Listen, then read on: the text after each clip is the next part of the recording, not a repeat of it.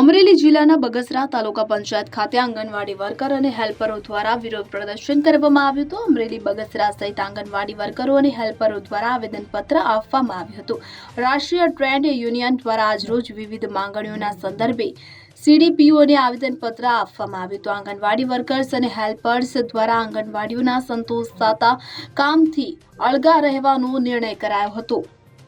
તો નવી એપ્લિકેશનથી કામનો બોજ અને માનસિક સ્થિતિ અંગે પણ આવેદનમાં રજૂઆત કરવામાં આવી હતી। આંગણવાડી વર્કર હેલ્પરો દ્વારા સૂત્રોચ્ચાર સાથે સરકાર સામે વિરોધ પ્રદર્શન કરવામાં આવ્યું હતું। ત્યારે હકની માંગણીઓને લઈને આંગણવાડી વર્કર્સ અને હેલ્પરો સરકાર સમક્ષ આશા વ્યક્ત કરી રહ્યા હતા।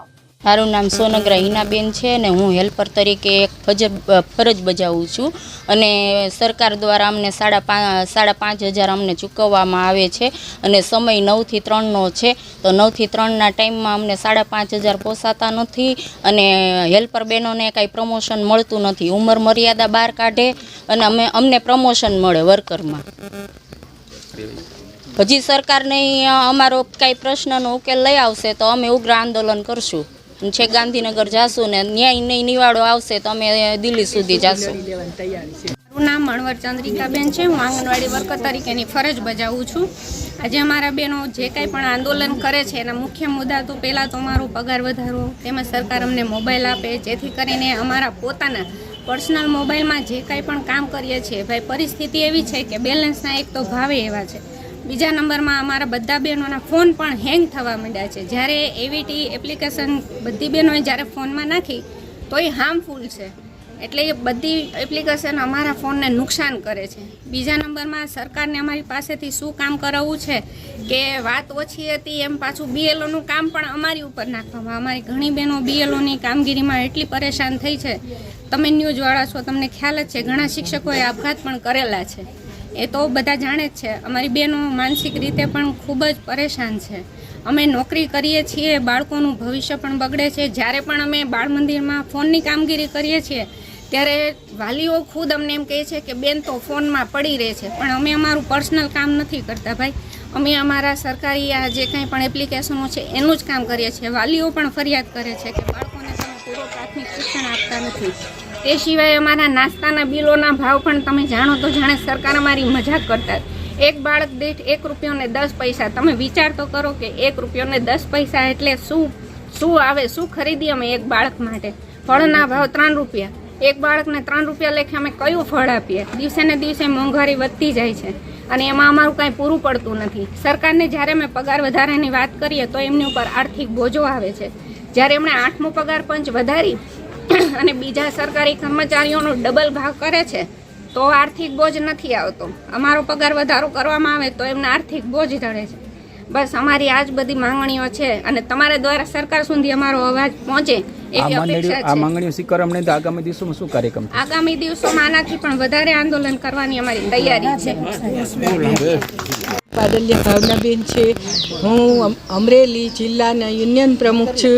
આજે અમારો ખાસ મુદ્દો છે કે જે સરકારે 2 તારીખ ઓગસ્ટની 2 તારીખે હાઈકોર્ટનો ચુકાદો આવેલ છે કે વર્કરને 24,800 અને હેલ્પરને 20,300નું લઘુત્તમ વેતન ચૂકવવું। 6 મહિના થયેલ, સરકારે અમે કેટલા આવેદનપત્ર આપ્યા, કેટલી રેલી કરેલી, પણ સરકાર હજી સુધીમાં એક પણ મુદ્દાનો જવાબ આપેલ નથી। અને બીજો મુદ્દો ખાસ કરીને અમારે મોબાઈલનો છે કે મોબાઈલમાં સરકાર જે અમને ઓનલાઈન કામગીરી આપી છે, એક તો એના મોબાઈલ ચાલતા નથી। અત્યારે અમારે મોટી ઉંમરના બહેનો છે એને મોબાઈલમાં કોઈ જાતની ખબર પડતી નથી અને સરકાર રોજ નવી એપ્લિકેશન આપે છે।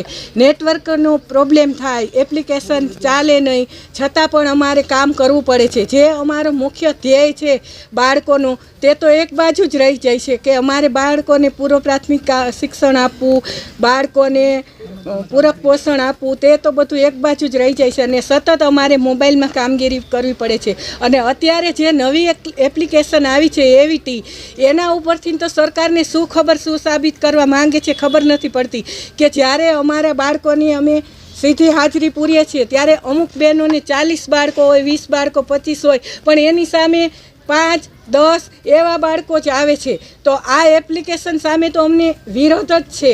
અમે તો સરકાર પાસે એમ જ માંગીએ છીએ કે સરકાર અમને ફક્ત ઓફલાઈન કામગીરી આપે, અમારે ઓનલાઈન કામગીરી કરવી નથી. અને જ્યારે અમે મોબાઈલનો પ્રશ્ન રજૂ કરીએ છીએ ત્યારે એમ કહે છે કે તમને અઠવાડિયામાં કે 15 દિવસમાં મોબાઈલ આપી દેવામાં આવશે, છતાં પણ સરકારે હજુ સુધી અમને મોબાઈલ આપ્યા નથી. હવે તો સરકાર પાસે અમારી એવી જ માંગણી છે કે અમારે હવે મોબાઈલ જોતા નથી, અમારી ઓનલાઈન કામગીરી બંધ કરો અને જે અમને કોર્ટે હુકમ કર્યો છે તે અમને લઘુત્તમ વેતન શરૂ થાય એવું સરકાર પગલાં લે.